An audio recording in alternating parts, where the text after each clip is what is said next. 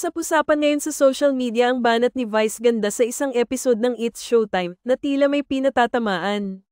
Habang may fan na humiling na magpabati dahil idol daw siya, bigla na lang nagbiro si Vice. Kunyari close-close tayo, pero may mga post naman kayong tsaka tungkol sa akin.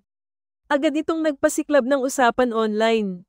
Tanong ng mga netizen, sino kaya ang tinutukoy ni Vice? Sa Reddit, mabilis ang hula ng mga user. Sino pa edi si Shuvi na princess ng mga DDS ngayon, komento ng isa.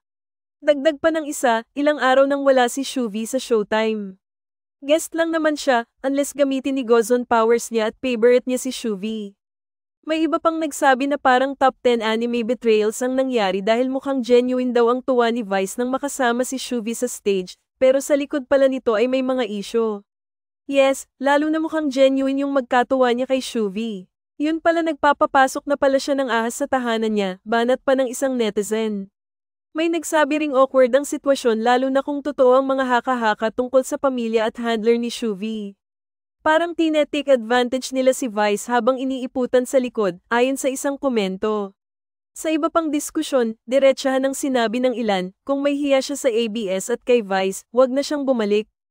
Pero malamang wala kasi unbothered DDS pa rin at sadyang makakapalang face ng mga DDS. Ano ang say niyo sa balitang ito?